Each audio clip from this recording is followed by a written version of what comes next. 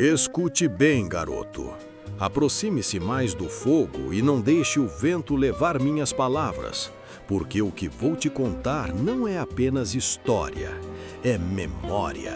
Memória de um mundo que caiu mais de uma vez e que sempre achou que podia se levantar melhor do que antes.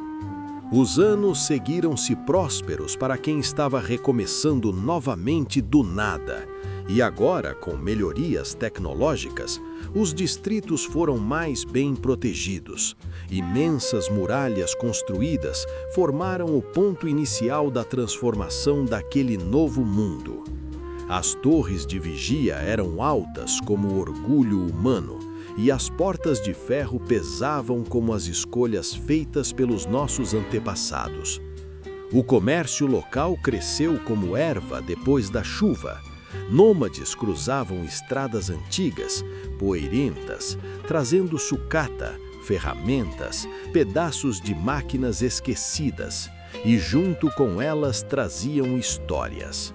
No começo eram só histórias contadas em mesas de madeira gastas dentro de tavernas esfumaçadas, histórias de coisas se mexendo nos pântanos, de sombras longas deslizando na água parada, de silvos estranhos na madrugada. Você sabe como é, garoto. Viajantes gostam de exagerar para ganhar uma bebida grátis ou a atenção de quem escuta. Mas então, a lenda virou realidade e depois, pesadelo. Certo dia, um grupo de trades partiu para as áreas pantanosas, aquelas terras salobras que ficam além das estradas de pedra quebrada. Eles buscavam metal velho, engrenagens, qualquer coisa que pudesse ser reciclada na cidadela central. O ar era pesado, a água parada, e a mata fechada parecia observar cada passo deles. Foi ali que viram as primeiras sombras longas, ondulantes, se movendo entre os troncos retorcidos. Antes que pudessem reagir, o ataque veio. Monstros com forma de cobras e homens ao mesmo tempo. Corpos musculosos cobertos de escamas, caudas enormes arrastando pela lama, olhos frios como lâminas. Eles se moviam rápido demais. Alguns trades correram, outros nem tiveram tempo de levantar as armas. Foram caçados, derrubados, devorados ali mesmo. Os cavalos foram mortos, arrastados para dentro dos mangues, junto com as carroças e os pertences. Aqueles poucos que conseguiram escapar correram sem olhar para trás até o distrito mais próximo. E foi ali, tremendo, cobertos de lama e sangue, que contaram o que viram. A notícia chegou rápido à cidadela central, e os velhos do conselho sabiam que aquilo não era acaso. Aqueles monstros eram o pecado antigo voltando para cobrar dívida. Criaturas criadas nos tempos da Guerra Final, experiências feitas com o DNA de répteis e humanos, armas biológicas que nunca deveriam ter existido. Os pais dos nossos pais haviam brincado de deuses, e agora os filhos pagariam o preço. Os anos que vieram depois foram anos de medo. Os chamados homens-serpentes começaram a atacar comunidades inteiras. Eles vinham em grupos enormes, silenciosos, rápidos, levando tudo o que podiam carregar: pessoas, animais, ferramentas, comida, tudo. Eles tinham uma tecnologia estranha, medieval, mas eficiente. Espadas curvas, lanças longas, escudos de couro endurecido. Mesmo com armas de pólvora negra, mosquetes, pistolas, espingardas, era difícil contê-los. A quantidade era absurda. Eles se reproduziam rápido e chegavam à maturidade em menos de 2 anos.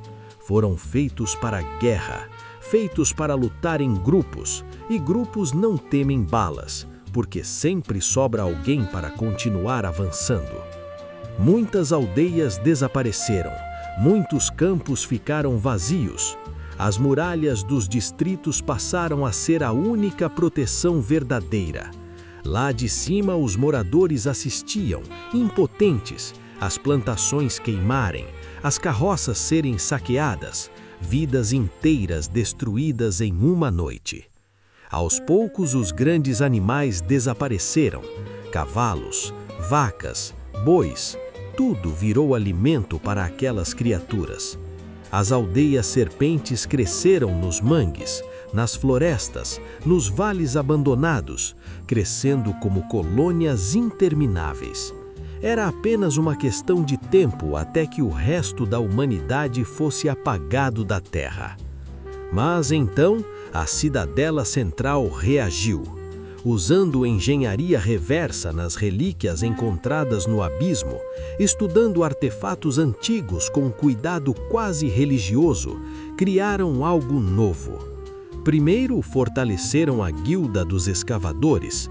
Aqueles que desciam ao abismo começaram a usar artefatos como armas que pareciam magia, raios de energia, lâminas que cortavam escamas como manteiga, explosões silenciosas que desintegravam grupos inteiros de monstros. Mas cada artefato tinha custo, energia rara, manutenção complexa e risco constante de falha. Depois, quando os homens serpentes finalmente começaram a recuar, surgiu uma nova ordem: os caçadores de cobras. Esses, meu garoto, esses eram homens diferentes. Não eram soldados, nem guardas, eram caçadores. Saíam muitas vezes sozinhos, atravessando florestas, pântanos, ruínas antigas. Procuravam serpentes desgarradas, grupos pequenos, ninhos escondidos. Eram brutais, porque o trabalho exigia brutalidade. Nada era desperdiçado. Carne, couro, ossos, tudo era aproveitado. Eles puxavam pequenas carroças com os próprios ombros, trazendo carcaças e troféus de volta para os distritos. Um dia, um deles teve uma ideia simples e terrível. Em vez de matar um homem-serpente, ele o capturou, amarrou correntes no pescoço da criatura e a colocou para puxar a carroça. Funcionou, e logo outros fizeram o mesmo.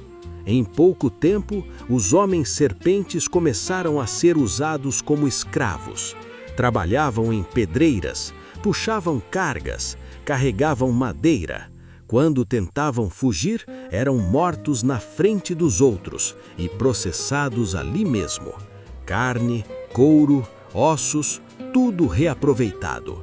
A economia voltou a crescer, construída sobre medo, sangue e vingança.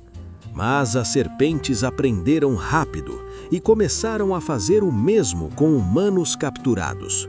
Sim, garoto, eram tempos duros, tempos em que ninguém podia se dar ao luxo de ter piedade. Com o aumento das ameaças, o interesse pelas relíquias do abismo cresceu ainda mais. A Guilda dos Escavadores tornou-se poderosa, poderosa demais para ser apenas uma organização de trabalhadores. O sindicato passou a ser o segundo poder da Cidadela Central, logo abaixo do Conselho. Para controlar tudo, surgiram os juízes, homens e mulheres escolhidos nos distritos, avaliados na Cidadela e transformados em algo diferente. Ninguém sabe exatamente o que acontece lá dentro. Mas quem volta, volta diferente. Frio, leal ao sindicato, implacável. Aos juízes são entregues relíquias antigas, armas muito mais poderosas que qualquer artefato de guilda. Alguns carregam mais de uma. Quando chegam a um distrito, são recebidos nas torres das muralhas com o exército local sob suas ordens. E olhe que nem os prefeitos podem comandar tropas, mas juízes podem. Eles chegam em veículos blindados, escoltados e resolvem tudo ali mesmo. Juiz e muitas vezes carrasco. Com o passar dos anos, a vida voltou lentamente ao que chamamos de normalidade. Os trades voltaram a cruzar estradas, levando cartas, notícias, mercadorias entre distritos. Artesãos também chegaram aos distritos, trouxeram novas ferramentas, novas máquinas, pequenas melhorias no dia a dia das pessoas. Armas mais precisas foram construídas. As fazendas passaram a cultivar mais vegetais, porque as serpentes não se interessavam por eles. Os ataques ficaram raros, quase suportáveis. E assim, garoto, chegamos ao tempo que você conhece. Uma nova era dourada, frágil, construída sobre ruínas antigas. Pessoas vivendo, trabalhando, tentando melhorar a vida apesar de tudo o que aconteceu antes. Porque essa é a natureza humana: cair, levantar, esquecer e tentar de novo. Mas nunca esqueça uma coisa: lá embaixo, no fundo da terra, o abismo ainda existe e sempre haverá algo lá esperando para ser descoberto ou libertado. E quando isso acontecer, outra história começará, mas não agora.